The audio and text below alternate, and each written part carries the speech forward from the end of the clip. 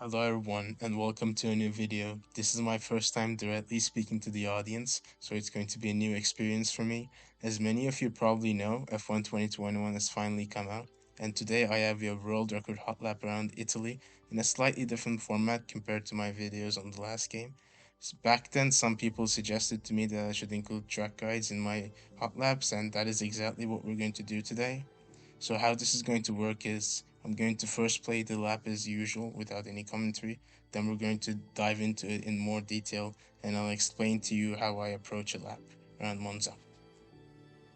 Also, I know some people are going to mention that I use anti-lock brakes on the racing line throughout the lap, and yes, that does make a difference in the skill level required to set a lap time like this. But if you're looking for esports level content, then this is not the channel for it. I'm just simply sharing a good lap that I've done with you, and hopefully you can maybe pick something up from it and go even faster yourselves. So with that out of the way, let's get into the hot lap.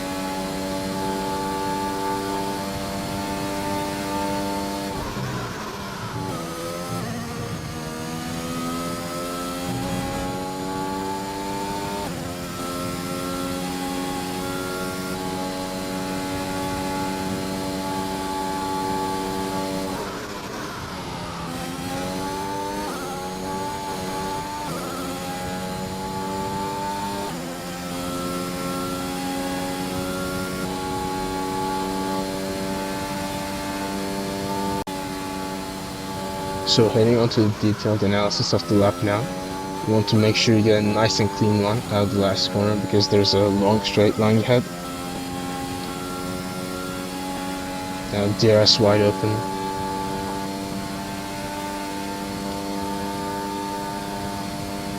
Heading into turn 1, you want to use all of the track on the left hand side and cut this curve on the inside, as it can gain you a lot of time. I'd say up to a tenth, so it can make or break your lap. Yeah, don't cut turn 2, but you can still use the green and white bits right there. Gonna get a nice straight exit, avoiding the curb on the right. Then staying all the way on the inside through turn 3, which is easy flat to minimize the distance. And now heading on to turns 4 and 5. Codemasters actually changed the curb this year on the second apex, and I think this is what they were trying to achieve. And this is what happened on my lap.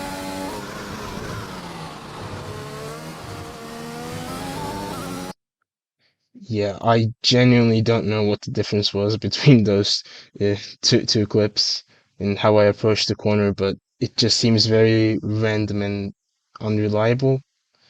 But one thing I can say is if I scroll back,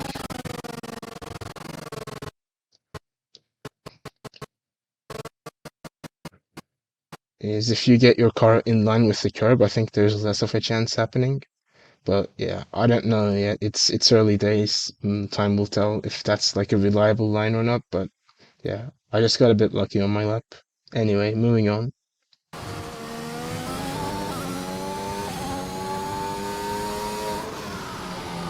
Now heading into Lesmos, you can see I decreased my brake bias because it's a short braking zone and it can make your car more responsive. And now through Lesmo 1, you want to stay as close to this striped curve as possible because it allows you to get on the power a bit earlier. So yeah, don't go wide there. I didn't do it perfectly, but it was still good enough. And Lesmo 2, just down to 5th gear, hard braking, then very early on the power, and make sure to keep the car straight because it's an important exit at the end of sector 2. Now, heading into the Ascari chicane, when you're braking, slowly move towards the right because like there's this curb there and it can open up the corner a bit and you can carry slightly more speed, and it's fine details like that that make a lap like half a tenth better. So now through here I short shifted to 7th because the car felt very unstable through here, and I'm still not sure what the perfect line is, but I tried to stay as close to this curve, in line with this curve as possible. But yeah, I made a slight mistake here and ran wide, you can see. So that meant I had to open the steering here because this curve on the inside, it's deadly. Just avoid that completely. I don't know, but yeah. Then using off the track on the exit, I was actually very lucky to not get invalid here, but yeah.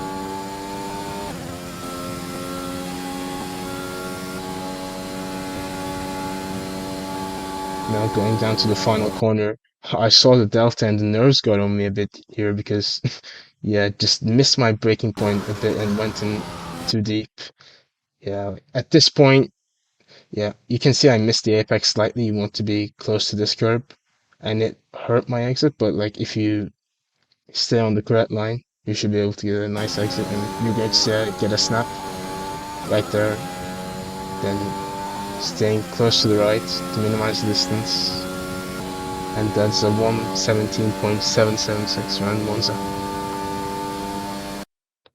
Which is currently the world record on PlayStation at the time of me recording this. But it's only day two of the game and things can change very quickly. And I imagine the world record will be a lot lower when we fast forward a few months and people have figured out the setups and everything. And speaking of the setups, let's get into it. So as you can see, the setups on F1 2021 are very different compared to last year's game, and that's because the cars are naturally a lot more understeery and just have more traction out of the corners, so you need to run higher front wing than rear wing to offset that. And you can see I'm running A2 wings here, which might even be too aggressive by this game's standards, but you're going to see why I've done this when we go into the suspension settings of the car. Also, one more thing, I think in general on this game, you just need to run a bit more downforce on the front and rear wing combined. I'd say like 3 clicks, maybe four. That's something to note. Now, moving on to the differential settings, which have also changed somewhat. And as you can see, I'm running 85% on throttle diff and 50% off throttle diff. And as for the on throttle diff, I don't really have a real reason as to why I picked 85%. It just worked and had good balance, and I didn't really feel a need to change it. And for the off throttle diff, it's all the way to the left just to get the maximum rotation mid corner from the car.